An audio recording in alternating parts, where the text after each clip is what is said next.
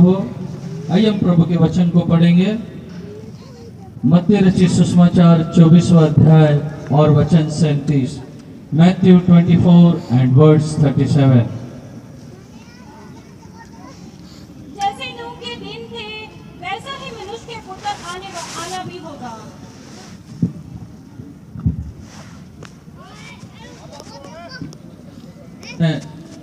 कि जैसे नूह के दिन में थे वैसा ही मनुष्य के पुत्र का भी आना होगा। मत्ती 24, 37, 24, 37 में हमने पढ़ा है कि कैसे यीशु मसीह के आगमन के समय होगा। तो प्यारे भाइयों और बहनों, आप लोग ध्यान से सुनेंगे हम परमेश्वर के वचन को। आज हम इन दिनों में देखते हैं कई लोग कहते हैं प्रभु का आगमन यहाँ हो रहा है, वहां हो रहा है, प्रभु यहाँ आया है, वहां आया है। और कई लोग आज हम ये भी देखेंगे कि प्रभु के आगमन में कौन और कैसे लोग प्रभु के राज्य में जाएंगे। कई बार हम कई जगह से प्रचारों को सुनते हैं और कई लोग ये कहते हैं कि हम प्रभु के आगमन में जाएंगे, हमारी कलीसिया सच्ची है, हमारी कलीसिया श्रेष्ठ है, हमारी कलीसिया एकदम प्रभु के वचन से चल रही है। कई बार हम धोखा खा जाते हैं, कई बार हम बहकाव में आ जाते हैं और अपने आप को फंसाने लग जाते हैं। तो आज प्रभु के वचन से हम देखेंगे कि हमें कैसे कलीसिया की जरूरत है, हमें इन दिनों में कैसे प्रभु के राज्य के लिए जाना जरूरी है। क्योंकि अब के दिन वैसे दिन हैं जो नूह के समय में हुआ था। जैसे नूह के समय हुआ था वैसे ही दिन में अब लोग हम यहाँ पहुंचे हैं। तो नूह के दिन कैसे थे? तो नूह के दिन कैसे थे? तो वचन पढ़ना नहीं अभी, क्योंकि हमारा ऑलरेडी 12:30 होते आया है। तो मनुष्य के नूह के दिन में पहली बात यह थी, मनुष्य की बुराई बढ़ गई थी। ऐसा उत्पत्ति 6वें अध्याय के 5वें वचन में लिखा है कि नूह के दिन में बुराई बढ़ गई थी और आज भी वो बुराई बढ़ रही है। हम मत्ती 15 अध्याय के 19वें वचन में पढ़ सकते हैं। मैथ्यू 15:19 में हम पढ़ सकते हैं, आज भी दुनिया में बुराई बढ़ रही है। और दूसरा, नूह के दिन कैसे थे? नूह के दिन में बाइबल में लिखा है पृथ्वी बुराई से बिगड़ गई थी। पृथ्वी बुराई से बिगड़ गई थी, ऐसा उत्पत्ति 6वां अध्याय उसके 11 वचन में लिखा है। और वही आज भी पृथ्वी बिगड़ रही है। ये कुलुस्सियों की पत्री 3 अध्याय वचन 8 में हम पढ़ सकते हैं। और तीसरा, नूह के दिन में कोई भी भला व्यक्ति नहीं था। परमेश्वर की दृष्टि में कोई भी एक धार्मिक व्यक्ति नहीं था कि वो परमेश्वर की दृष्टि में ग्रहण योग्य हो। आज भी भजन 14 वचन 2-3 बताता है कि धर्मी व्यक्ति को पाना बहुत ही मुश्किल हो गया है। ऐसे दिनों में परमेश्वर ने एक किश्ती या एक जहाज बनाने के लिए नूह को चुन लिया।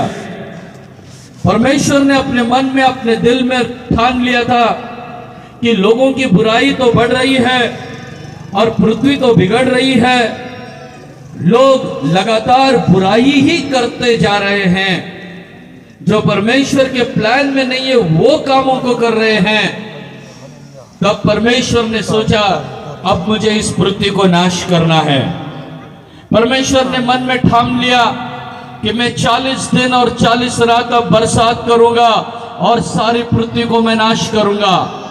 लेकिन उससे पहले परमेश्वर को चाहिए था कि ऐसा कोई धर्मी है क्या इस दुनिया में, इस पृथ्वी में कोई वफादार है क्या, कोई पवित्र है क्या।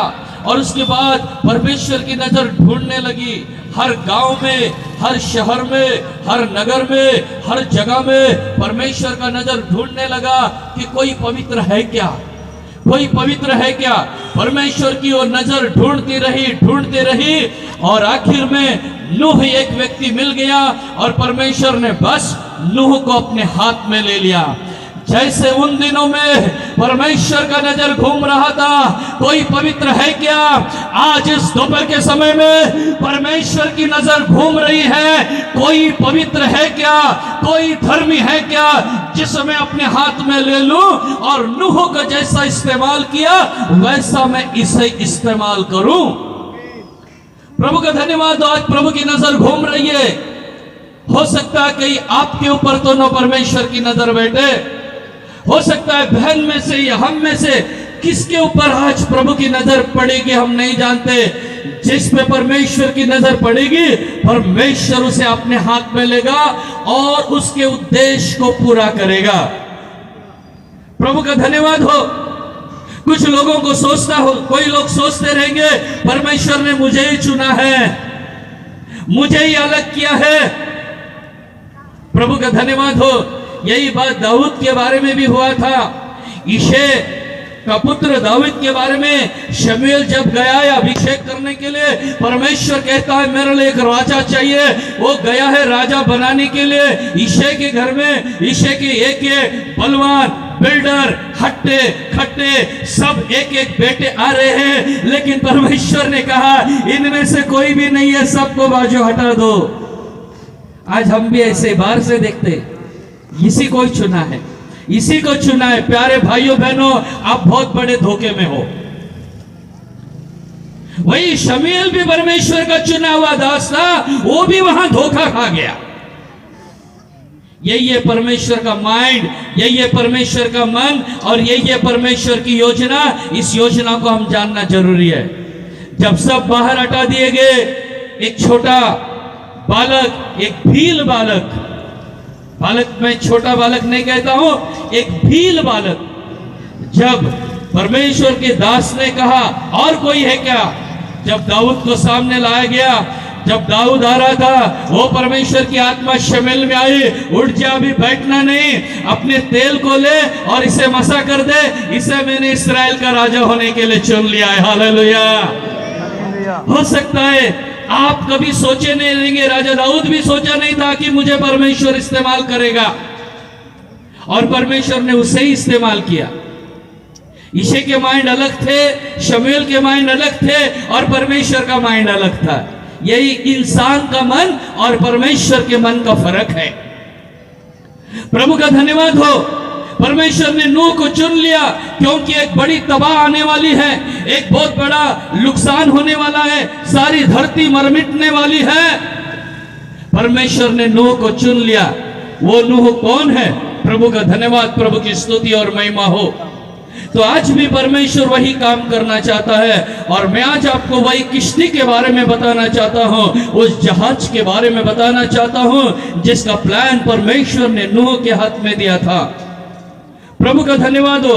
हम पढ़ेंगे जैसे कि उत्पत्ति की किताब 6वां अध्याय उसके 14वें वचन को हम पढ़ेंगे कि परमेश्वर ने उन दिनों में क्या किया। 6:14 इसलिए तो कुफार वृक्ष की लकड़ी का एक जहाज बना ले, उसमें कोठरियां बनाना और भीतर बाहर उस पर राल लगाना। प्रभु का धन्यवाद हो। परमेश्वर ने कहा है गोपेर जहाज की लकड़ी से तू एक जहाज बना। ये गोपेर क्या है? यही देवदार और गोपेर ये सब एक ही है। जो गोपेर नाम की लकड़ी से एक जहाज बनाना, परमेश्वर ने इसे कहा, उसे भीतर बाहर राल या डांबर या कोलतार, जिसे हम कहते हैं कोलतार भी कहते हैं, तो ये लगाने के लिए बताया। तो हमारे सामने जो समय है बहुत ही कम है, तो इसीलिए मैं केवल चंद बातों को आज आपके सामने रखूंगा। सारी की सारी बातों को रखने के लिए समय नहीं है। प्रभु का धन्यवाद हो, प्रभु की स्तुति और महिमा हो। जैसे परमेश्वर ने नूह को एक प्लान दे रहा है आगे, उसी तरह परमेश्वर आज भी कुछ उसके दासों को चुना है, उसके लोगों को चुना है और उन्हें परमेश्वर प्लान दिया है कलीसिया को बांधने के लिए। परमेश्वर का धन्यवाद हो। कुछ लोगों को तो परमेश्वर ने चुना है कलीसिया बांधने के लिए और कुछ लोग तो खुद तैयार हो गए कलीसिया बांधने के लिए। परमेश्वर की स्तुति और परमेश्वर की महिमा हो। जहाज कहने से कलीसिया है। अभी परमेश्वर नूह को कहता है एक जहाज को, एक किश्ती को तो बना, क्योंकि तबाही आने वाली है। उसी तरह प्यारे भाइयों बहनों, जैसा पहले हम पढ़े मत्ती 24:37 के अनुसार दुनिया में एक तबाही आने वाली है। अभी दुनिया में एक नाश आने वाला है, और नाश से पहले क्या बांधा जाना चाहिए? क्या बांधना चाहिए? खाली सिर नहीं हिलाना। क्या बांधा जाना चाहिए? क्या बांधा जाना चाहिए? हाँ, हमारे बहन लोग बोल रहे, आप लोग कुछ कथा कहानी तो नहीं सुन रहे ना? नींद तो नहीं आ रही? हालेलुया, जोर से हालेलुया बोलिए। और ध्यान रखिए, मैं अभी किसी को भी क्वेश्चन पूछूंगा। उन दिनों में पृथ्वी नाश होने से पहले परमेश्वर ने नूह से कहा तुम जहाज बनाओ, और आज ये संसार नाश होने से पहले परमेश्वर कहता है तुम कलीसिया को बांधो। जैसा उन दिनों में जहाज बांधा गया था, आज कलीसिया बांधा जाना चाहिए। आज जो जहाज कहने से ये नहीं कि आप लकड़ी लाओ और जहाज बनाओ, नहीं। अब इन दिनों में कलीसिया बांधा जाना चाहिए। और कौन सी कलीसिया? जैसे मैंने कहा, शमूएल के मन में अलग था, ईशे के मन में अलग था, और परमेश्वर के मन में अलग था। वैसे यहाँ बैठे हुए लोगों के मन में कुछ अलग है, और परमेश्वर के मन में कुछ अलग है। वो कलीसिया आज बांधी जानी चाहिए जो परमेश्वर के मन में योजना घूम रही है, जो परमेश्वर के मन में प्लान है। क्योंकि अभी पृथ्वी नाश होने वाली है, उससे पहले बचने के लिए कलीसिया बांधा जाना जरूरी है। परमेश्वर का धन्यवाद, प्रभु की स्तुति और महिमा हो।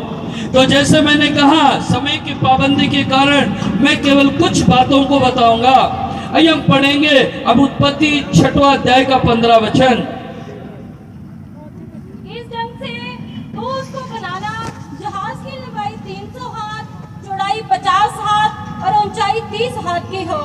तो यहाँ पर देखिए, परमेश्वर ने एक प्लान बनाया है, एक ब्लूप्रिंट बनाया है, एक योजना बनाई है कि जहाज कैसे होना चाहिए। तो जहाज के बारे में पहले बताया, उसकी लंबाई 300 हाथ होना चाहिए, और उसकी चौड़ाई जो है, उसकी जो विड्थ है वो 50 हाथ होना चाहिए, और उसकी ऊंचाई, जो ऊंचाई उसकी हाइट है, उसकी हाइट 30 हाथ होना चाहिए। कहने से 300, 50 और 30 बात का परमेश्वर ने यहाँ जिक्र किया है, ये होना चाहिए करके बताया है। तो आज भी वही कलीसिया बचने वाला है, जिस कलीसिया की लंबाई कितनी हाथ है? कितनी हाथ? अरे वापस सो गए सबके सब। कितनी हाथ लंबाई? 300 हाथ। प्रभु का धन्यवाद, उठ गए। और चौड़ाई कितनी हाथ बताइए? 50 हाथ बताइए। प्रभु का धन्यवाद हो। और उसकी ऊंचाई कितनी हाथ बताइए? 30 हाथ की बताइए। तो वही कलीसिया आज भी बचेगी, वही जहाज आज भी बचेगा, जिस जहाज की लंबाई 300 है, चौड़ाई 50 है और उसकी ऊंचाई 30 हाथ है। वही कलीसिया बचने वाली है, वही कलीसिया प्रभु के राज्य में जाने वाली है। प्रभु का धन्यवाद हो। ये 300 किस बात को बताता है? कि परमेश्वर ने कहा 300 हाथ। एक हाथ कहने से कितना? 18 इंच। एक हाथ कहने से कितना इंच? 18 इंच। और 18 इंच कहने से कितना फीट? 1.5 फीट। 1 फीट 12 इंच का होता है, और या 18 इंच का एक हाथ कहने से, एक हाथ कहने से 1.5 फीट। और 300 फुट कहने से, 300 हाथ कहने से कितना फुट हो गया? 450 फुट। तो परमेश्वर ने यह कहा 300 हाथ की लंबाई होना चाहिए।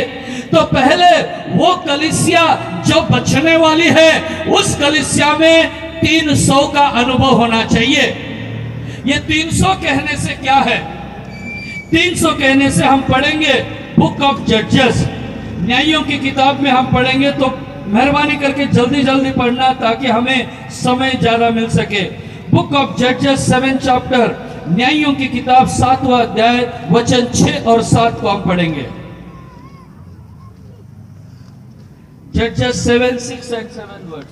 जिन्होंने मुंह के हाथ लगा चपट चपट कर पानी पिया, उनकी तो गिनती 300 ठहरे और बाकी सब लोगों ने घुटने टेकर पानी पिया।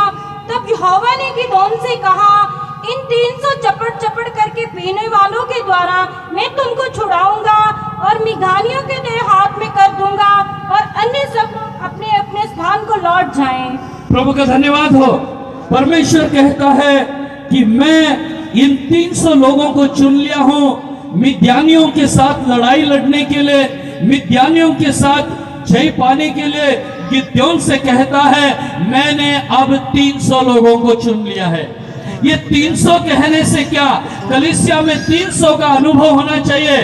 300 कहने से किस बात को बताता है? जिसे परमेश्वर ने चुना है, चुने हुए लोगों का समूह 300 लोगों को परमेश्वर ने चुन लिया है।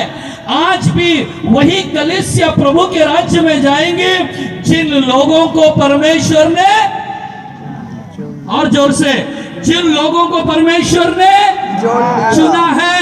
अरे इंसान चुनेगा भी, इंसान नजदीक भी करेगा और इंसान दूर भी करेगा। मैं इंसान की बात नहीं कर रहा हूं, मैं परमेश्वर की बात कर रहा हूं। जिस व्यक्ति को परमेश्वर ने चुना है उस व्यक्ति पर परमेश्वर ने मुहर लगा दिया है और व्यक्ति परमेश्वर के राज्य में जाएगा, उसे कोई रोक नहीं सकता है। प्रभु का धन्यवाद हो, प्रभु की स्तुति हो। 300 हाथ लंबाई का जहाज नूह ने बनाया। आज भी वही कलीसिया प्रभु के राज्य में जाएंगे जहां चुने हुए लोग हैं। बुलाए हुए कितने हैं? बहुत है। और चुने हुए कितने हैं? थोड़े लोग हैं। प्रभु का धन्यवाद हो। वही गिदोन से परमेश्वर ने कहा मिद्यानियों के साथ लड़ाई करना है, जाओ फटाफट लेके आओ, लोगों को चुन के लड़ाई के लिए जाना है। गिदोन बेचारा बोला परमेश्वर ने बोला है ना, गया 32,000 लोगों को लेकर आया।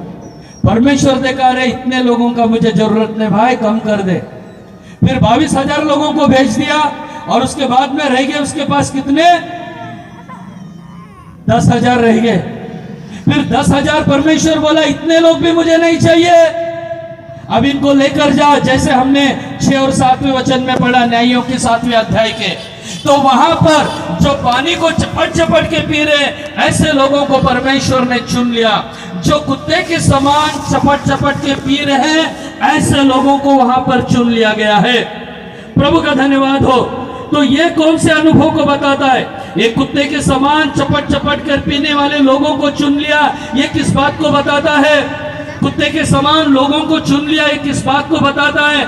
देखिए, हम सब जानते हैं कुत्ता सबसे ईमानदार प्राणी है। सबसे कुत्ता कौन है? ईमानदार। और जो ईमानदार है परमेश्वर के लिए, ऐसे लोगों को परमेश्वर चुनता है। We should maintain the grateful heart. हमेशा स्वामी, हमारा स्वामी परमेश्वर है, वही परमेश्वर है, एक ही स्वामी है। आज लोगों ने बहुत से लोगों को स्वामी बना लिया है। प्रभु का धन्यवाद हो। हमारा स्वामी एक ही है, वो परमेश्वर है और उसके लिए हम हमेशा ग्रेटफुल, शुक्रगुजार होना चाहिए। कुत्ता कहने से ईमानदार प्राणी है, तो हम परमेश्वर के लिए हमेशा ईमानदार होना चाहिए। वो 300 का अनुभव वही कलीसिया प्रभु के आगमन में जाएंगे जहां पर कौन सा अनुभव है? 300 अनुभव, 300 का अनुभव है। ऐसे ही लोग प्रभु के राज्य में जाएंगे। प्रभु का धन्यवाद, प्रभु की स्तुति और महिमा हो। तो कई बार हम सुनते हैं ये लोग प्रभु के आगमन में नहीं जाएंगे, ये लोग प्रभु के आगमन में नहीं जाएंगे। प्यारे भाइयों बहनों, परमेश्वर ने किसी को ठेका नहीं दिया है कि तू डिक्लेयर कर तू प्रभु के राज्य में नहीं जाएगा, तू राज्य, अरे पहले तू जाएगा क्या ये देख। प्रभु का धन्यवाद हो, प्रभु की स्तुति हो। ये तो परमेश्वर का प्लान है, ये आपका और मेरा प्लान नहीं है। आप बोलने से कुछ होने वाला नहीं है, जब परमेश्वर बोलेगा तभी होने वाला है। प्रभु का धन्यवाद हो। तो इसलिए हम चुने हुए का अनुभव को संभाले रहे। और दूसरा, उस जहाज की चौड़ाई, उस जहाज की चौड़ाई को 50 हाथ बताया है। 50 हाथ कहने से कितना फीट? उसका 75 फीट हो गया। ये 50 हाथ चौड़ा होना चाहिए। आज भी वही कलीसिया और वही जहाज बचेगा जैसे नूह के दिन में वो जहाज बच गया, जिस जहाज में 50 का अनुभव हो। ये 50 कहने से क्या है? ये 50 कहने से पेंटेकोस्ट के अनुभव को बताता है। यदि हम पढ़ेंगे प्रेरितों की किताब 2 अध्याय और वचन 1 में, पेंटेकोस्ट के दिन में पवित्र आत्मा इस धरती के ऊपर उतर के आया है। पढ़ेंगे जल्दी।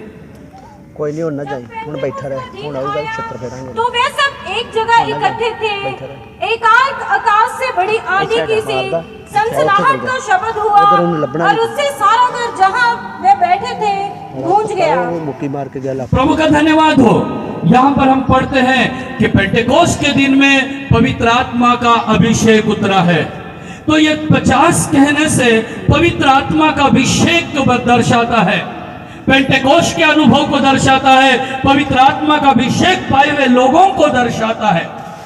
जिस कलीसिया में पवित्र आत्मा का अभिषेक है, जिस कलीसिया में पेंटेकोस्ट का अनुभव है, केवल वही कलीसिया कहां जाने वाली है? कहां? गुरदासपुर। कहां जाएगी?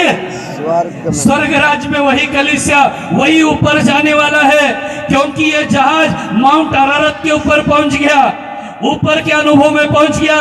ये कलीसिया वही कलीसिया प्रभु के आगमन में जाएगा जिस कलीसिया में पेंटेकोस्ट का अनुभव है, पवित्र आत्मा का अभिषेक है।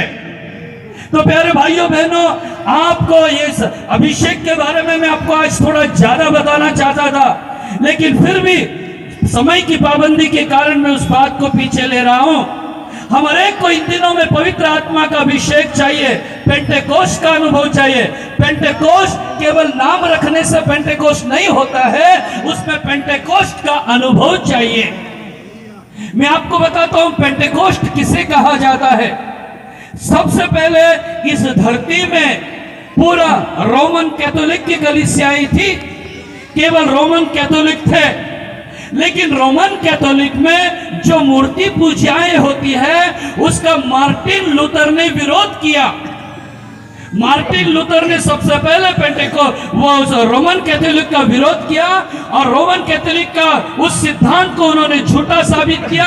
मार्टिन लूथर भी रोमन कैथोलिक के ही थे, लेकिन कुछ लोगों ने उनको सपोर्ट किया, कुछ लोगों ने उस मूर्ति पूजा का खंडन किया और मार्टिन लूथर के साथ कुछ लोग बाहर निकल गए और फिर उन्हें कहते हैं प्रोटेस्टेंट। कौन सी कलीसिया कहते हैं उनको? प्रोटेस्टेंट। प्रोटेस्ट मतलब विरोध करना। इस मूर्ति पूजा को, रोमन कैथोलिक को मार्टिन लूथर ने अलग विरोध किया और प्रोटेस्टेंट आ गया। फिर प्रोटेस्टेंट में से ये पेंटेकोस्ट बाहर निकला। आरसी में से प्रोटेस्टेंट, प्रोटेस्टेंट में से पेंटेकोस्ट। पेंटेकोस्ट मतलब कौन? जो लोग पवित्र आत्मा पे विश्वास करते हैं, जो लोग अन्य भाषा पे विश्वास करते हैं, वो सब पेंटेकोस्ट के बैकग्राउंड में आते हैं, पेंटेकोस्ट की कैटेगरी में आते हैं। हालेलुया। तो पेंटेकोस्ट का अनुभव कहने से पवित्र आत्मा का अभिषेक, पवित्र आत्मा का अभिषेक में 2 बातें होती है। पेंटेकोस्ट का अनुभव आया, उसमें 2 बातें हुई है। रिवाइवल आया, पहला रिवाइवल होना चाहिए हमारे कैरेक्टर में, दूसरा रिवाइवल होना चाहिए, कैरेक्टर भी हमारा चेंज होना चाहिए और हमारे अंदर पावर भी आना चाहिए। पावर एंड कैरेक्टर कहने से स्वभाव में बदलावट होना चाहिए और हमारे आत्मिक उन्नति में भी बदलावट होना चाहिए। जब सब लोग ध्यान दीजिए, भले आप पंखा हिलाओ कोई बात नहीं, लेकिन ध्यान इधर होना चाहिए। तो जब आप पवित्र आत्मा का अभिषेक पाते हैं, हमारा स्वभाव में भी एक संजीवन होना चाहिए, हमारे कैरेक्टर में भी एक रिवाइवल होना चाहिए, हमारा स्वभाव भी बदलना चाहिए। कई बार पेंटेकोस्ट के अनुभव है, अन्य भाषा बोलते हैं और उसके बाद में वही मुझसे गाली गवाज करते हैं। ऐसे लोग पेंटेकोस्ट के अनुभव में नहीं है, उन्होंने अपने अनुभव को खो दिया है। हम अन्य भाषा बोलते हैं, हम स्वर्गदूत की भाषा बोलते हैं और हम एक दूसरे की बुराई करते हैं, एक दूसरे के गलत में बोलते हैं। प्यारे भाइयों बहनों, आपके लिए शुभ समाचार है, आप उस जहाज में से बाहर निकल चुके हो। आज प्रभु आपको वापस उस जहाज में बुला रहा है। आपके स्वभाव में बदली होना चाहिए। हम ताली बजाते हैं, हम कूदते हैं, 4-4 फुट उड़ी मारते हैं, अच्छी बात है, लेकिन आपका स्वभाव में अभी तक बदलावट नहीं हुआ है। 25 साल का विश्वासी है, 50 साल का विश्वासी है, 5 साल का विश्वासी है, और 5 साल का सेवक है, 50 साल का सेवक है, 3 साल का सेवक है, लेकिन जब स्वभाव में बदलावट नहीं है तो वो पेंटेकोस्ट के अनुभव में नहीं है। मैंने पहले कहा, कई लोग धोखा खा रहे हैं कि मैं जाऊंगा। ईशे ने धोखा खाया, शमूएल ने धोखा खाया। प्यारे भाइयों बहनों, आज हमारे स्वभाव में बदलावट होना बहुत जरूरी है। हमारे साथ में भाई, हमारे साथ की बहन, उनके साथ का हमारा बर्ताव कैसे है। एक ही घर में रहते हैं लेकिन आपस में बात नहीं करते। प्यारे भाइयों बहनों, शैतान ने आपको बहुत बड़ा धोखा दिया है।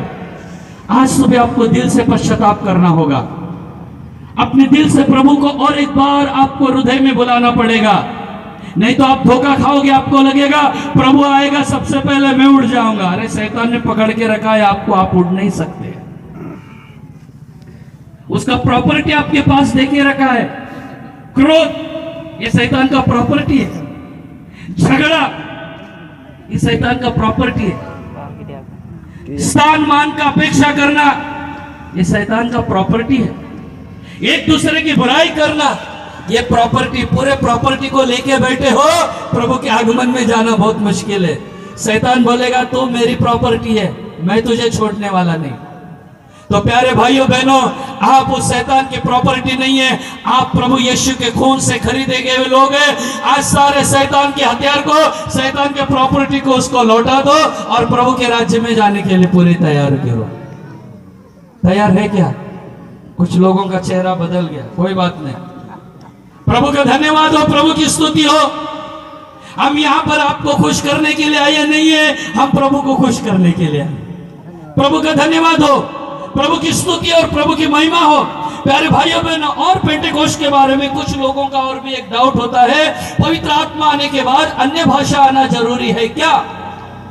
तो वह ये प्रेरितों के काम 2 अध्याय का 4वां वचन भी पवित्र आत्मा का अभिषेक आने के बाद अन्य भाषा को बताता है। और उसी तरह हम प्रेरितों के काम 19वें अध्याय को पढ़ेंगे।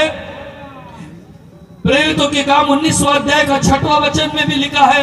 हम प्रेरित 19:6 को पढ़ेंगे। जब पौलुस ने उन पर हाथ रखे तो पवित्र आत्मा उन पर उतरा और वे भिन्न भाषा बोलने और भविष्यवाणी करने लगे। और वो भिन्न भाषा बोलने लगे और भविष्यवाणी करने लगे। पवित्र आत्मा उतरने के बाद ही भिन्न भाषा आती है, वे अलग भाषा आती है और भविष्यवाणी आती है। कई लोग कहते हैं हमने पवित्र आत्मा का अभिषेक पाया है, लेकिन उनमें क्या नहीं है? अन्य भाषा नहीं है, भिन्न भाषा भी नहीं है और भविष्यवाणी भी नहीं है। अगर कोई ऐसे कलीसिया का है तो मैं आपको ये बताना चाहता हूं कि प्यारे भाई, प्यारी बहन, आप गलत ट्रेन में चढ़ गए हो, आज उतर के सही ट्रेन में आ जाओ। प्रभु का धन्यवाद हो, प्रभु की स्तुति हो। अन्य भाषा के बारे में कई लोगों को कई सवाल और कई प्रॉब्लम है, तो ऐसे लोग मीटिंग के बाद हमसे कांटेक्ट करें, हम आपको सही रीति से मार्गदर्शन करने के लिए हम यहाँ पर मौजूद हैं। प्रभु का धन्यवाद, प्रभु की स्तुति और महिमा हो। वही कलीसिया या वही जहाज परमेश्वर के मन का और माइंड का है, जिसमें 300 का अनुभव हो और जिसमें 50 का अनुभव है। और तीसरा हम चलेंगे 30 का अनुभव। जो 30 का अनुभव, वहां 30 का अनुभव भी होना चाहिए। ये 30 किस बात को बताता है? 30 कहने से उस कलीसिया में 30 का अनुभव होना चाहिए जिस कलीसिया को प्रभु ने चुना है। 30 कहने से वो सेवकाई को बारे में बताता है, सेवा के बारे में बताता है। लूक 3 अध्याय उसके 23वें वचन को अगर हम देखें तो वहां पर लिखा गया है, उम्र की 30 आयु में प्रभु यीशु मसीह ने अपनी सेवकाई को आरंभ किया। अपनी सेवकाई को 30 उम्र में उसने आरंभ किया। ये 30 कहने से परमेश्वर की सेवकाई को बताता है। आप जिस कलीसिया में हो, आप जिस जहाज को प्रभु ने चुना है, उस जहाज में चुने हुए, तो जैसा यीशु मसीह को परमेश्वर ने चुना था और उसको परमेश्वर ने पृथ्वी पर भेजा था और उसने 30 वर्ष में अपनी सेवा को आरंभ किया, उसी तरह योग्य चुने हुए और परमेश्वर ने भेजे हुए सेवक हो, वही कलीसिया प्रभु के राज्य में जाएगा। प्रभु का धन्यवाद हो। खास तौर से इस बात में बताने के लिए बहुत ही है, लेकिन हमारा मीटिंग के लिए थोड़ा समय रह गया, इसलिए मैं आगे बढ़ना चाहूंगा। जैसे हमने कहा, वही कलीसिया प्रभु के राज्य में जाएंगी जहां 300 का अनुभव है, चुने हुए लोग, जहां पेंटेकोस्ट का अनुभव है, पवित्र आत्मा का अभिषेक, जहां की सेवकाई परमेश्वर ने नियुक्त की है, वही 350 और 30 वाला अनुभव ही परमेश्वर के राज्य में जाने वाले हैं। बाकी सब प्रभु के राज्य में जाएगा या नहीं, वचन से बताना बहुत ही मुश्किल है। प्रभु का धन्यवाद, प्रभु की स्तुति और महिमा हो। आइए हम 16 वचन को पढ़ेंगे। उत्पत्ति 6:16।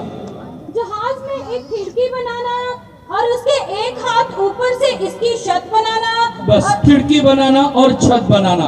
प्रभु का धन्यवाद हो। तो यहाँ पर बताया गया है कि एक खिड़की बनाओ।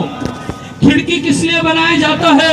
खिड़की उजाले के लिए बनाया जाता है, रोशनी आने के लिए खिड़की बनाया जाता है। हालेलुया। कोई सोए तो नहीं ना?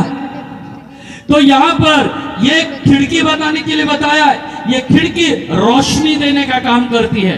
तो प्यारे भाइयों बहनों, हमारे लिए भी उस कलीसिया में एक खिड़की होना चाहिए। ये खिड़की रोशनी देने का काम करती है। मैंने पहले दिन में बताया रोशनी कौन है। भजन 119 105 में लिखा गया है, तेरा वचन मेरे पैर के लिए उजाला और मेरे मार्ग के लिए ज्योति है, प्रकाश है। तो परमेश्वर का वचन ये क्या है? ज्योति। और ज्योति कहने से क्या? ज्योति कहने से क्या? कलीसिया में क्या होना चाहिए? हाँ, वचन होना चाहिए। वचन कहने से खिड़की। एक जहाज के लिए क्या बनाने के लिए परमेश्वर ने कहा? विंडो, खिड़की होना चाहिए। तो आप जिस कलीसिया में हो, आप जिस गिरजाघर में जाते हो, उसमें परमेश्वर का वचन होना बहुत जरूरी है। आज हम देखते हैं कई जगह में परमेश्वर का वचन नहीं है, वहां पर केवल चंगाई और चमत्कार के काम है। हाँ, चंगाई और चमत्कार चाहिए, पर मैं प्रभु यीशु मसीह ने भी चंगाई और चमत्कार किया और उसके साथ में परमेश्वर का उसने वचन भी बताया। केवल चंगाई और चमत्कार ही नहीं, उसके साथ में परमेश्वर का क्या चाहिए? वचन भी चाहिए। और चंगाई चमत्कार किस लिए प्रभु करता था? अन्य जातियों का विश्वास बैठने के लिए। जो विश्वास में नहीं है, वो लोग विश्वास में आने के लिए परमेश्वर यीशु मसीह चंगाई का काम करता था। आप विश्वास में आए हो या नहीं हो? आए हुए लोग एक हालेलुया बोलिए। और जो विश्वास में नहीं आए, वो लोग भी एक हालेलुया बोलिए। जो लोग विश्वास में आ गए हैं, अभी उन्हें चंगाई की जरूरत नहीं है, अभी उन्हें परमेश्वर के वचन की जरूरत है। हालेलुया। अगर आप विश्वास में आ गए हैं और आप भी आज और भी आप चंगाई की अपेक्षा करते हैं, मैं कहूंगा आप विश्वासी नहीं है, आप और भी अविश्वासी है।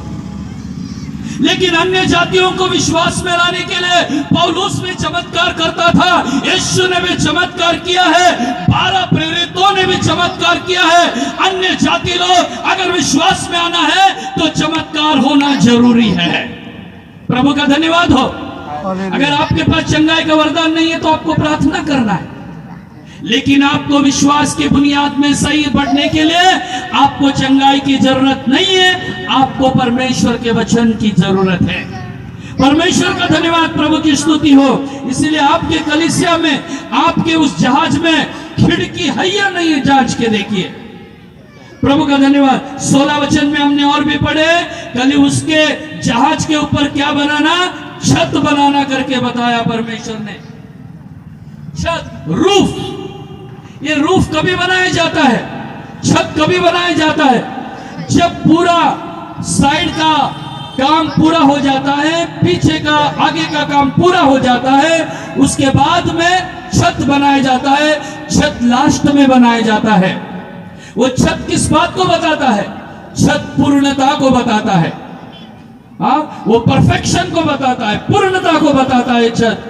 वही प्यारे परमेश्वर के लोग, जैसा कुलुस्सियों की पत्री 1 अध्याय वचन 28 में प्रेरित पौलुस जैसे बोलता है, मैं सिखाता हूं, मैं बोध करता हूं, मैं वचन का प्रचार करता हूं कि हर एक मनुष्य को मसीह में सिद्ध करके उपस्थित कर सकूं।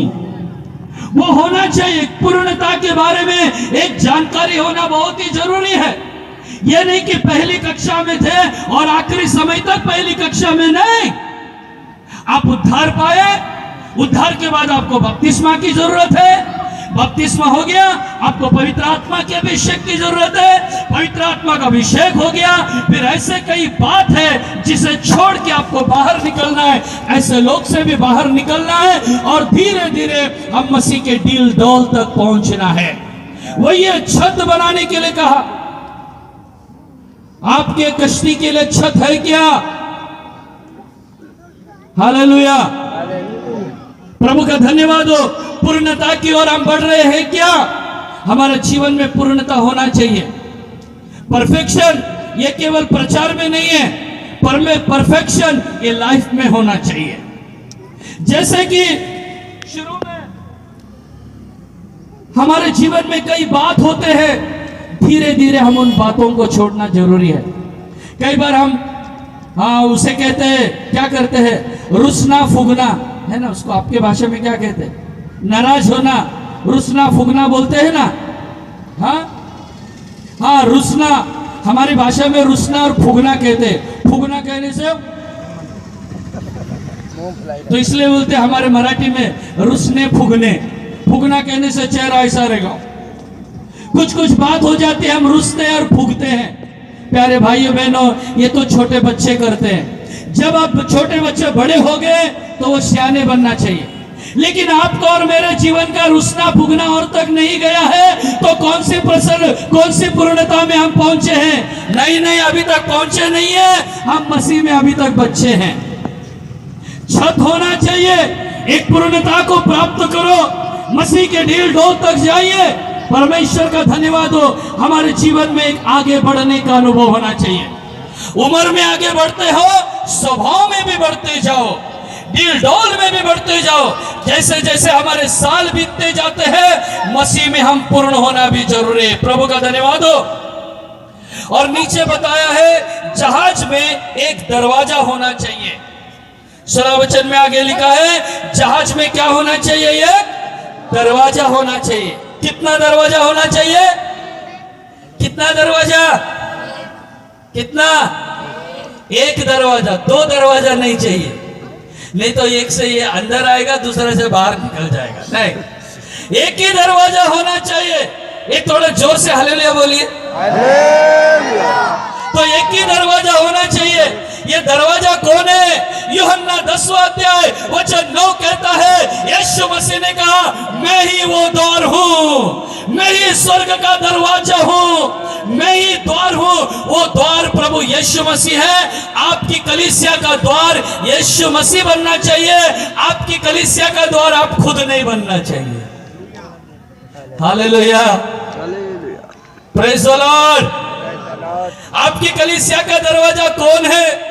कलीसिया का दरवाजा कोई संत नहीं बन सकता, कोई पास्टर नहीं बन सकता। कलीसिया का दरवाजा वो नूहा के समान बनाते जाना चाहिए। वो खुद नहीं कहना चाहिए मैं दरवाजा हूं, आओ मेरे अंदर। नहीं, यूहन्ना 14:6 में यीशु ने क्या कहा? मार्ग, सत्य और जीवन मैं ही हूं। मार्ग भी यीशु है, सत्य भी यीशु है और जीवन भी यीशु है। यीशु के बिना कोई उस जहाज में नहीं आ सकता, उस कलीसिया में नहीं आ सकता और वो जहाज ऊपर भी नहीं जा सकता। तो हम जांच के देखें, हमने हमारे जहाज को 2 दरवाजा बनाया या 3 बनाया या 4 बनाया या 5 बनाया? नहीं, दरवाजा एक ही होना चाहिए। एक ही मार्ग होना चाहिए, एक ही सत्य होना चाहिए, एक ही उपदेश होना चाहिए और एक ही जीवन, वो प्रभु यीशु मसीह है। प्रभु का धन्यवाद हो। और 16 वचन में और भी एक बात को लिखा गया है वहां पर कि जहाज में 3 मंजिला बनाना। कितने मंजिले होना चाहिए? 3 मंजिले होना चाहिए। 3 मंजिले, पहला मंजिला, दूसरा मंजिला, तीसरा मंजिला। कहां पर होना चाहिए? वो जहाज में ही होना चाहिए, जहाज के बाहर एक सेपरेट मंजिला नहीं होना चाहिए। जहाज कहने से मैंने कहा अभी कलीसिया, चर्च, और कौन सी कलीसिया? वो कलीसिया जो परमेश्वर के माइंड में है, परमेश्वर के मन में है। उस कलीसिया में भी ये 3 मंजिले होना चाहिए, 3 फ्लोर्स होना चाहिए, 3 मंजिला होना चाहिए। ये 3 मंजिला कहने से क्या है? पहला मंजिला है नया यरूशलेम, दूसरा मंजिला है नया आकाश, और तीसरा मंजिला है नया पृथ्वी। प्रभु का धन्यवाद हो, समय कम है इसलिए मैं इसके बारे में केवल वचन पढ़ के आगे बढ़ूंगा। नया यरूशलेम ये पहला मंजिला होना चाहिए। ये प्रकाशित वाक्य 21वां अध्याय वचन 9 से 14 में लिखा है। उसमें दूसरा मंजिला होना चाहिए, वो नया आकाश है। वो प्रकाशित वाक्य 21वां अध्याय उसके पहला वचन में लिखा है। उसमें तीसरा मंजिला होना चाहिए जो नया पृथ्वी है। वो प्रकाशित वाक्य 21वां अध्याय उसके पहले वचन में है। प्रभु का धन्यवाद हो। कलीसिया में कई लोग ऐसे हैं, परमेश्वर ने अलग अलग काम के लिए उनको चुना है। जो नया यरूशलेम है, नए यरूशलेम के सबसे श्रेष्ठ भाग है, उसे सियोन कहा जाता है। सियोन एक सेपरेट जगह नहीं है, सियोन यरूशलेम के अंदर का और नया यरूशलेम का सबसे ऊंचा अनुभव है। प्रभु का धन्यवाद हो। अलग अलग अनुभव उस कलीसिया में परमेश्वर ने रखा है। प्रभु का धन्यवाद, प्रभु की स्तुति हो, धन्यवाद हो। ये 3 मंजिला, ये 3 खंड और एक बात को बताता है, और भी एक बात को बताता है जो कलीसिया में दिया गया है। हम पढ़ेंगे उसे मत्ती 13वां अध्याय में लिखा गया है। मत्ती 13 अध्याय का 23वां वचन में ये 3 खंड या 3 मंजिला के बारे में और एक बात बताना चाहूंगा। मत्ती 13:23, 13:23। जो अच्छी भूमि में बोया गया ये वे है जो वचन को सुनकर समझता है, वचन को सुनकर समझता है और फल लाता है। फल लाते हैं, कोई 100 गुना, कोई 100 गुना, कोई 60 गुना, कोई 60 गुना, और कोई 30 गुना। बस। तो कलीसिया में भी ऐसे लोग हैं, वचन को सुनते हैं और कोई तो 100 गुना लाते हैं, जो ध्यान से प्रभु के वचन को सुनते हैं और उसके अनुसार जीवन बिताते हैं। ये पहला मंजिला। और दूसरा कितना गुना? 60 गुना। तो 60 गुना कहने से वो दूसरा मंजिला है। और कोई कितना गुना? 30। वो 3 मंजिला है। वो 3 मंजिले भी उस कलीसिया में चाहिए। ऐसा मत सोचो कि सब 100 गुना ही होना चाहिए। हालेलुया। अरे 30 भी परमेश्वर ने चुना है, 60 भी सुना है, और 100 भी। ये 3 मंजिला होना चाहिए। लेकिन मैं एक बात जरूर कहूंगा, अब 30 और 60 के पीछे नहीं लगना, अब 100 के पीछे लगना। परमेश्वर का धन्यवाद हो। ये 3 अनुभव के लोगों को परमेश्वर ने कलीसिया में रखा है। उस जहाज में, जो जहाज प्रभु ने चुना है, नूह के दिन के समान आ गए हैं। अब एक जहाज नूह ने बनाया उस दिन में, आज भी एक जहाज वो नूह परमेश्वर के चुने लोग इन दिनों में बना रहे। प्रभु का धन्यवाद हो। प्रभु की स्तुति और प्रभु की महिमा हो। और भी एक बात ये 3 मंजिल के बारे में मैं बता के आगे बढ़ना चाहूंगा।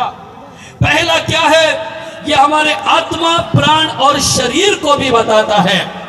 हमारी आत्मा, प्राण, शरीर भी परमेश्वर के द्वारा पूरा निर्दोष और निष्कलंक होना चाहिए। एक बार, और ये तीनों भी मंजिल प्रभु को चाहिए। एक बार एक लड़के ने 3 मंजिल का इमारत बांधा और वो प्रभु को डरने वाला था। 3 मंजिले का इमारत बांधा और उसने कहा ऊपर का मंजिला प्रभु के लिए और 2 मंजिला मेरे लिए, और ऊपर का मंजिला प्रभु को दे दिया और रात को सो गया। जब सो गया रात में, तो क्या हुआ? रात में किसी ने उसका दरवाजा खटखटाया। जब दरवाजा खटखटाया, इसने ध्यान नहीं दिया और भी दरवाजा खटखटाया गया। तो लड़का उठ गया देखने के लिए, बीच रात में कौन है? दरवाजा खोल के देखा तो उसके सामने शैतान खड़ा था। शैतान, फिर ये लड़का दरवाजा बंद करने गया, शैतान धक्का मार के अंदर आ गया। शैतान को थोड़ा जगह देने से काफी है, आपको मालूम है सबको अच्छे से। थोड़ा दरवाजा खोलने से बस है, वो एंट्री मार देता है। प्रभु का धन्यवाद हो। शैतान ने रात पूरा उस लड़के को पछाड़ा, बहुत ही उसे मरोड़ा, तकलीफ दिया और लड़का अधमुआ हो गया। और जब सुबह होने पर थी, शैतान चला गया। फिर ये लड़का सुबह उठा और मैंने वो कहा अब मैं शिकायत करूंगा। किससे शिकायत करूंगा? मैं यीशु से शिकायत करूंगा। 3 मंजिला इमारत बांधा, एक आपको दिया, रात को शैतान आया, आप क्यों मेरी मदद नहीं की? तो यीशु ने कहा बेटे तुमने 3 बांधा, 1 मुझे दिया, लेकिन अपने लिए कितने रखा है तुमने? और भी 2 रखा है, तो मैं कैसे तुम्हें मदद कर सकता हूं? ठीक है, इस लड़के ने कहा अब मैं आपको 2 मंजिल दे देता हूं, 2 खंड देता हूं, 2 इमारत देता हूं, 2 फ्लोर देता हूं, 1 मेरे लिए। चलो ठीक है। रात में बेटा सो गया, अब कोई डरने की बात नहीं है। लेकिन जब बीच रात हुई, वापस आवाज आया, लड़का डर गया। लड़का को पता चला शायद वो शैतान जो कल आया था वो शायद आया होगा। लड़का बोला मैं दरवाजा नहीं खोलूंगा।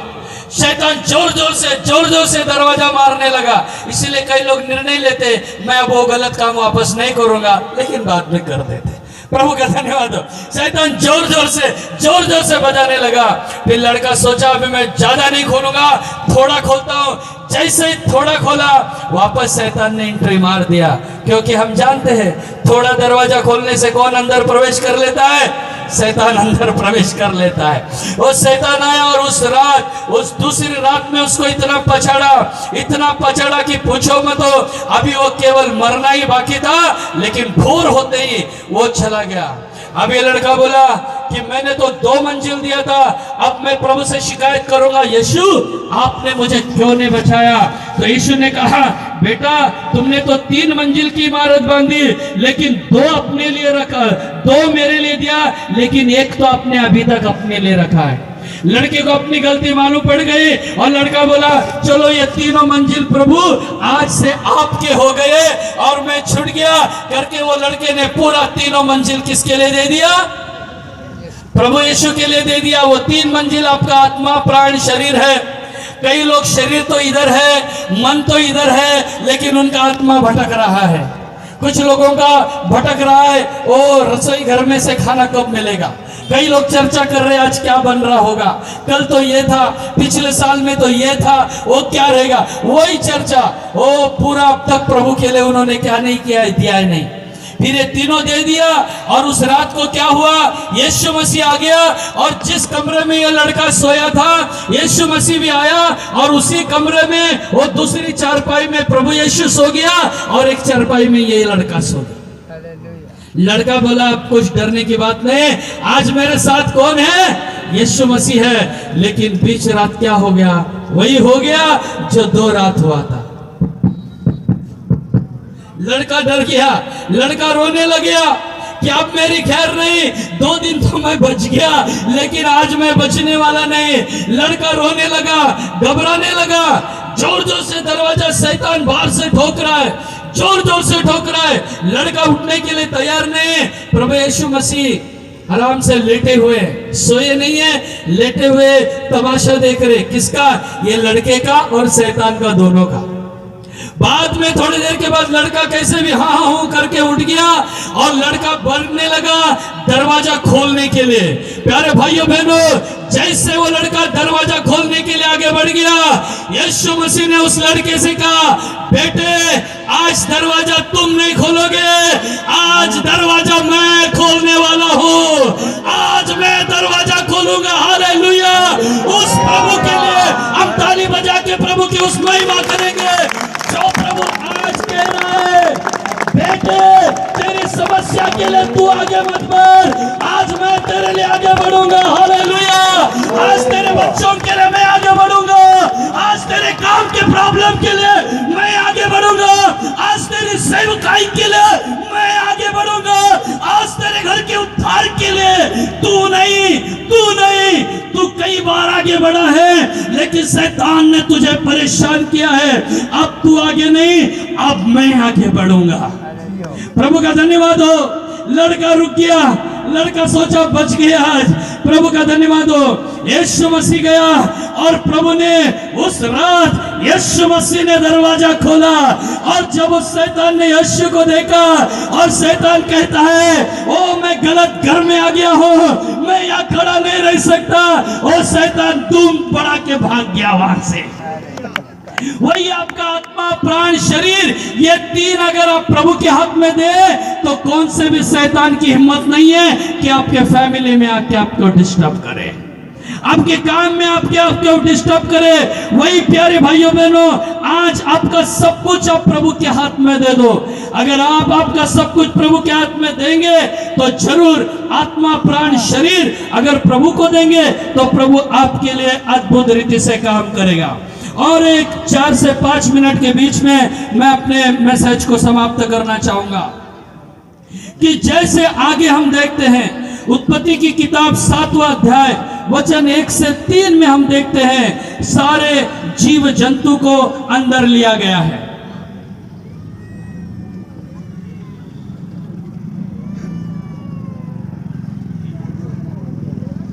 तो प्रभु का धन्यवाद हो। जैसे कि मैंने कहा अभी समाप्त करने वाला हूं, तो पास्टर जी ने कहा खाना तैयार नहीं हुआ है अभी तक, तो 1:30 बजे तक चलने से भी कोई बात नहीं। कितने लोग खुश हुए सुन के? बहुत थोड़े लोग खुश हो गए। देखो जवान बच्चे सब खुश हो गए, क्योंकि उनका हाथ ही नहीं था, उनकी जवान भी चल रही थी। और एक बार कितने लोगों को खुश हुआ?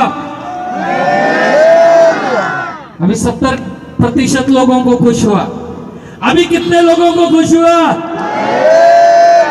प्रभु का धन्यवाद हो। अब आपका आत्मा, प्राण, शरीर प्रभु के हाथ में आ गया है।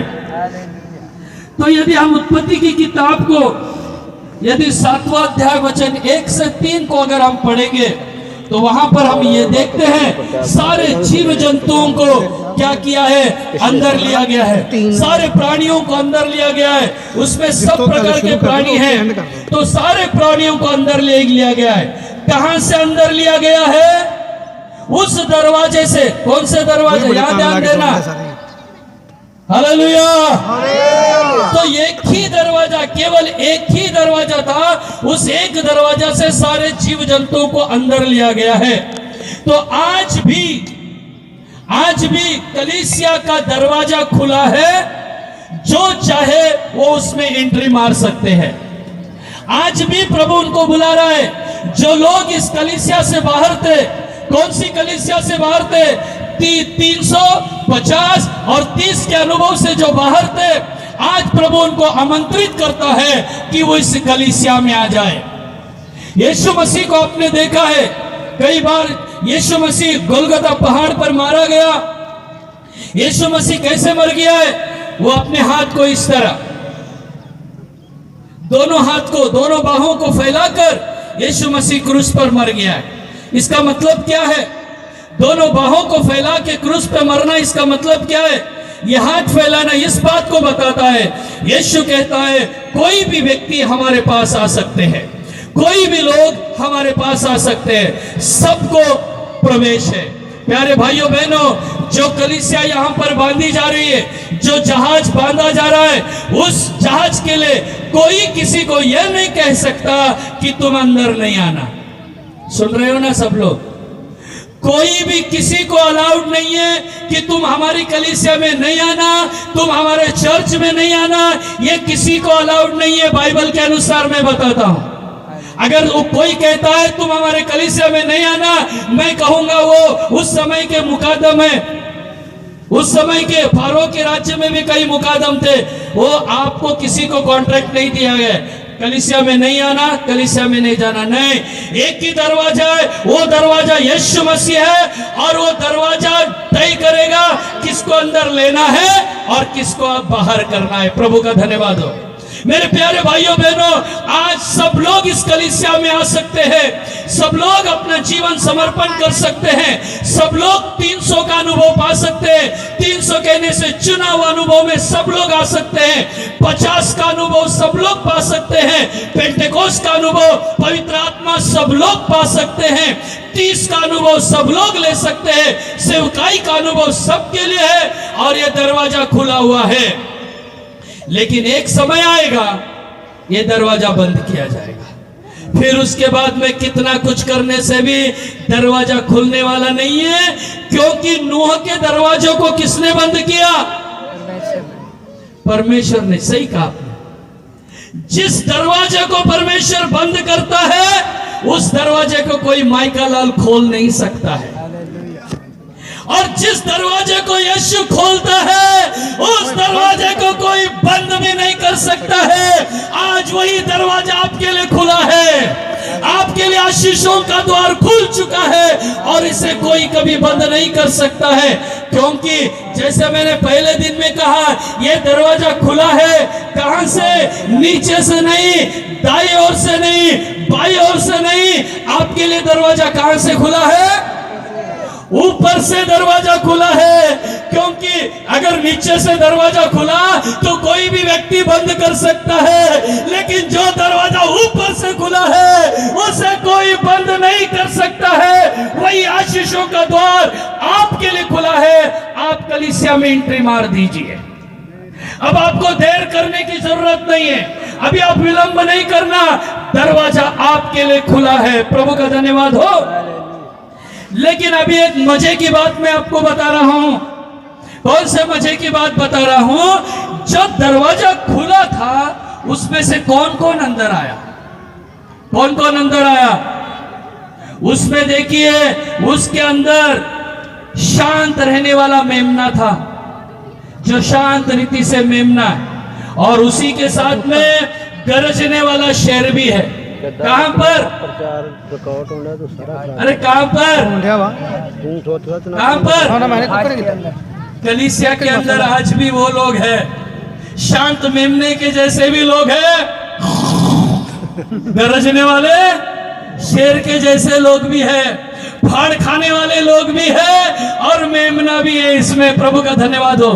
शांत खरगोश भी था, और कौन था? जहरीला सांप भी वहां पर है, और निर्दोष निष्कलंक कबूतर भी है उस जहाज के अंदर, और जहरीला सांप भी है। प्रभु का धन्यवाद हो। इसीलिए कलीसिया में कई लोग हैं, मेमने के जैसे लोग भी हैं और शेर के जैसे दहाड़ने वाले लोग भी हैं। कलीसिया में वो कबूतर के जैसे निर्दोष निष्कलंक भी है, और जहर से भरे हुए सांप के समान लोग भी कहां पर है? कहां पर है? कलीसिया में सब है। वो वही दरवाजे से आए। हाँ, याद रखना, एक ही दरवाजे से अंदर आए हैं। प्रभु का धन्यवाद हो।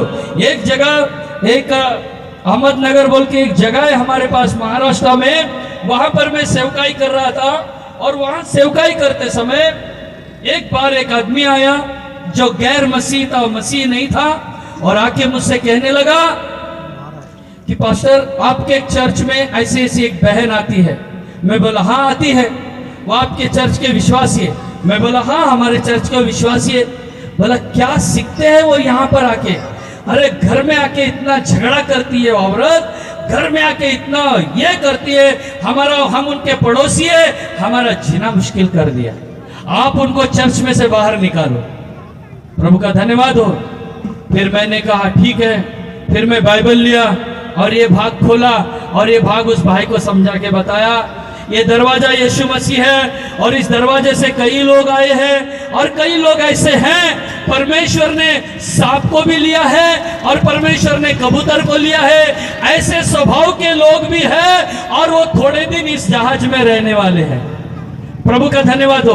प्यारे भाइयों बहनों, अगर कोई झगड़ने वाला विश्वासी है तो आप ये नहीं समझना कि आज मुझे लाइसेंस मिल गया है करके, नहीं। लेकिन एक बात मैं आपको बताना चाहूंगा, वो शेर जब बाहर था वो दहाड़ता था, लेकिन जब जहाज के अंदर आ गया वो शेर भी मेमना बन गया है। वो मांस नहीं खाने लगा, वो वही भोजन खाने लगा जो मेमना खाता है, वही शेर खाने लगा, जो कबूतर खाता है वही सांप खाने लगा। जहाज में आने के बाद सारे जानवरों का स्वभाव बदल गया है। हालेलुया।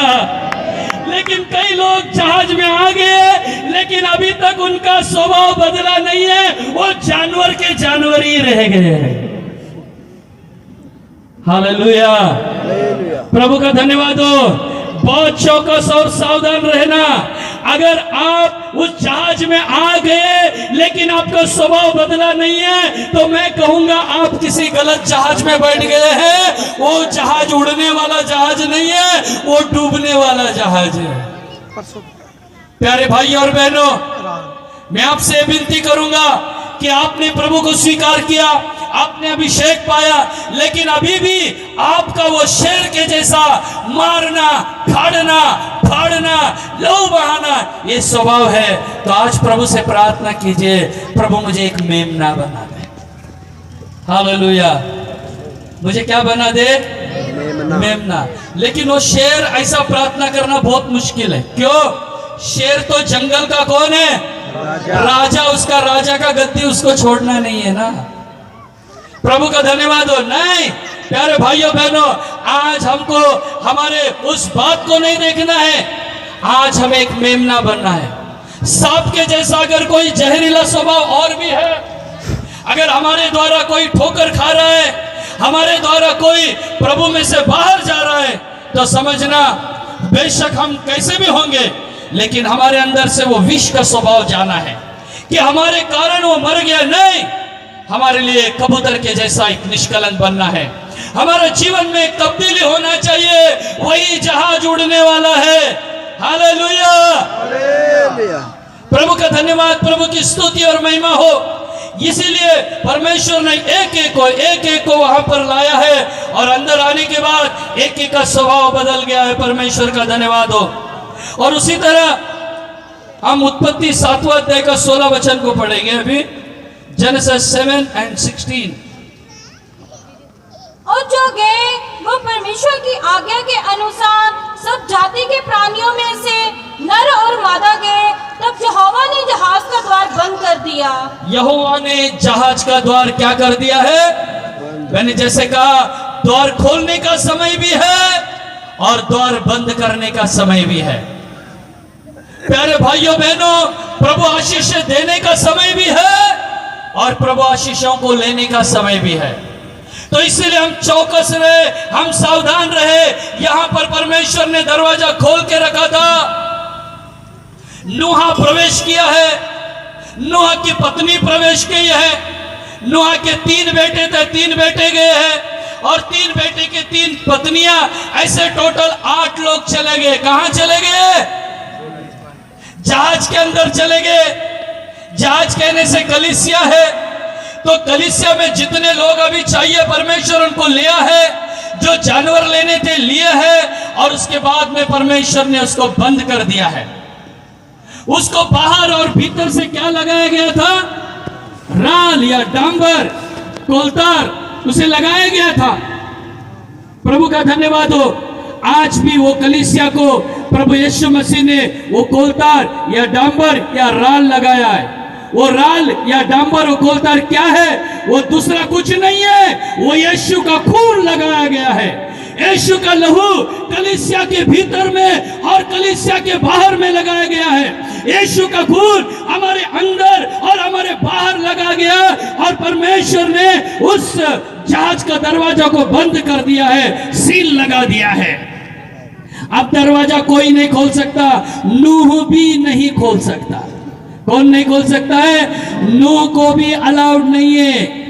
नूह भी नहीं कर सकता कुछ। परमेश्वर का धन्यवाद हो।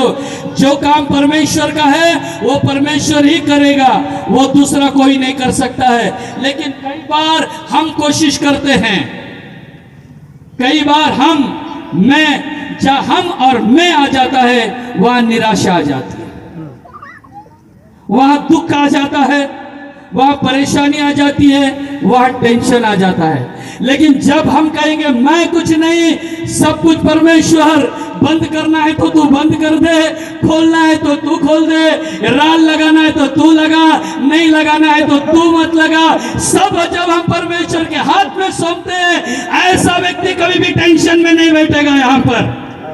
हालेलुया। ऐसा कोई भी व्यक्ति दुखी नहीं होगा कभी भी, क्योंकि उसने सब कुछ कहां पर सौंप दिया है, उसने सब कुछ प्रभु के हाथ में सौंप दिया है। परमेश्वर का धन्यवाद, प्रभु की स्तुति और महिमा हो। अब 1:30 बजने के लिए 5 मिनट कम है, मैं 5 मिनट में समाप्त कर दूंगा। प्रभु का धन्यवाद हो। उसके बाद क्या हुआ है, उसके बाद हम उत्पत्ति 7वां अध्याय 17 से 21वां वचन तक हम पढ़ते हैं। 17 से 21 वचन में ऐसे लिखा है, 40 दिन और 40 रात की बारिश शुरू हो गई है। फिर 40 दिन और 40 रात की बारिश शुरू हो गई है। अब क्या हो रहा है, अभी जब पहले किसी को विश्वास नहीं था कि बारिश होने वाला है, किसी को भी विश्वास नहीं था कि बारिश होगी, लोगों ने तब तक बारिश देखा नहीं था। हालेलुया, सुन रहे हो ना? तब तक लोगों ने क्या देखा नहीं था? बारिश, वर्षा को देखा नहीं था, बारिश देखा नहीं था। लोगों ने कहा कौन सी बारिश होने वाली है। लेकिन जब बारिश शुरू हो गई, लोगों को पता चला कि बारिश ऐसी होती है। लेकिन यीशु ने कहा है, परमेश्वर का वचन कहता है, जो नूह के जैसे दिन अभी आगे हैं, लेकिन प्रभु ने कहा अब मैं पानी से, आगे का बोलिए, अब मैं पानी से नाश नहीं करूंगा। फिर किससे नाश करूंगा मैं? आग से। प्रभु का धन्यवाद हो। चलो, आप लोगों को पता है, अब मैं पानी से नहीं, मैं आग से नाश करूंगा और आग की बारिश होने वाली है। तो कई लोगों ने अभी तक आग की बारिश नहीं देखी, इसीलिए लोगों को विश्वास भी नहीं है। लेकिन आग की बारिश होने वाली है। कैसी होगी? प्रभु का धन्यवाद हो। जो तीसरा महायुद्ध शुरू होने वाला है, 3rd वर्ल्ड वॉर चल शुरू होने वाला है, जो तीसरा महायुद्ध है प्यारे भाइयों बहनों, वो आग की बौछार होगी। पहले और दूसरे महायुद्ध में हाथ में बंदूक लेके वो जंगल में से, पहाड़ में से, दरिया में से जवान लोग भाग के लड़ाई करते थे। लेकिन जो तीसरा महायुद्ध होगा वो इस तरह का लड़ाई नहीं होने वाला है। तीसरा महायुद्ध होने वाला है, वो उस समय आकाश में से बमबारी किया जाएगा, जहाजों में से बम डाले जाएंगे। जो जहाज में से बम डाल दिए जाएंगे, तब एक जो बम ब्लास्ट होगा और जो आग होगी और दुनिया की तबाही होगी, यही आग की बारिश होगी। यही आग की बारिश होने वाला है।